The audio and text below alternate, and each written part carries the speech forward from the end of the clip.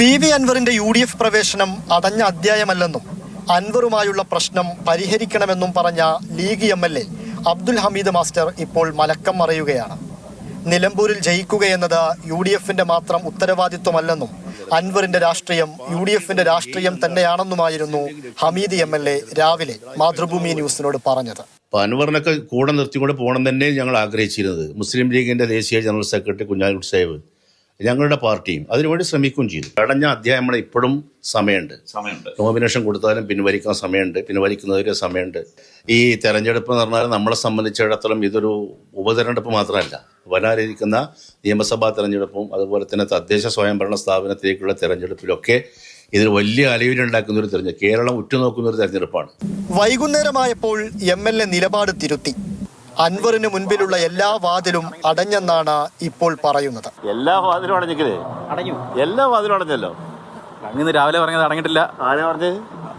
താങ്കൾ നമ്മള് മാതൃഭൂമി ന്യൂസിനോട് പറഞ്ഞതാ. നോനോ, മാതൃഭൂമി ന്യൂസിനോട് ഞാൻ അങ്ങനല്ല പറഞ്ഞത്. വാതിൽ തുറക്കും അടക്കും ചെയ്യും. അടക്കാൻ പറ്റില്ല, വാതിൽ അടക്കാൻ പറ്റില്ലല്ലോ. അൻവർ വേണ്ട, അൻവർ വേണ്ടെന്നാ തീരുമാനം. അൻവർ വേണ്ടെന്ന് പറഞ്ഞാൽ അൻവറിനെ തീരുമാനിച്ചല്ലേ.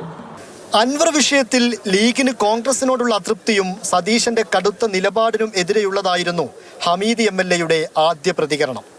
പിന്നാലെ UDF നേതാക്കളായ അടൂർ പ്രകാശും ഷിബു ബേബി ജോണും ലീഗ് നിലപാടിനെ തള്ളിപ്പറഞ്ഞു. അൻവറുമായി ഒരു ചർച്ചയുമില്ലെന്ന് K മുരളീധരനും വ്യക്തമാക്കി. UDF ഒറ്റക്കെട്ടായി എടുത്ത തീരുമാനമാണ്. ഈ വിഷയത്തിൽ ഇനി ഫർദർ ആയിട്ടുള്ള ചർച്ചയുടെ ആവശ്യമില്ല. പിണറായി സർക്കാരിൻ്റെ 9 വർഷത്തെ ദുർഭരണത്തിനെതിരായിട്ടുള്ള പ്രചരണവുമായിട്ട് ഞങ്ങൾ മുന്നോട്ട് പോവുകയാണ്. അതിനിടയ്ക്ക് മറ്റു വിഷയങ്ങൾ ഇവിടെ ചർച്ചാ വിഷയമല്ല. മലപ്പുറത്ത് നടന്ന ലീഗ് യോഗത്തിൽ തന്നെ കോൺഗ്രസ് നേതൃത്വത്തോടുള്ള അതൃപ്തി ചർച്ചയായിരുന്നു. പിന്നാലെയാണ് പരസ്യ പ്രതികരണം വന്നത്. വിഷയം ചർച്ചയായപ്പോൾ ലീഗിന് വലിയ സമ്മർദ്ദമായി. അൻവറിനെ ചൊല്ലി ഭിന്നതയുണ്ടെന്ന വാർത്ത നിലമ്പൂരിൽ തിരിച്ചടിയുണ്ടാക്കുമെന്ന ബോധ്യത്തിന് പിന്നാലെയാണ് നിലപാട് തിരുത്തിയതെന്നാണ് സൂചന. നാളെ തീരുമാനിച്ച UDF യോഗം ഇന്നു തന്നെ നടത്തി. ഇനി തിരഞ്ഞെടുപ്പിൽ തിരിച്ചടിയുണ്ടായാൽ ലീഗ് കോൺഗ്രസ് ബന്ധം കൂടുതൽ വഷളാവാനാണ് സാധ്യത. ഇംതിയാസ് കരീം, മാതൃഭൂമി ന്യൂസ്, നിലമ്പൂർ.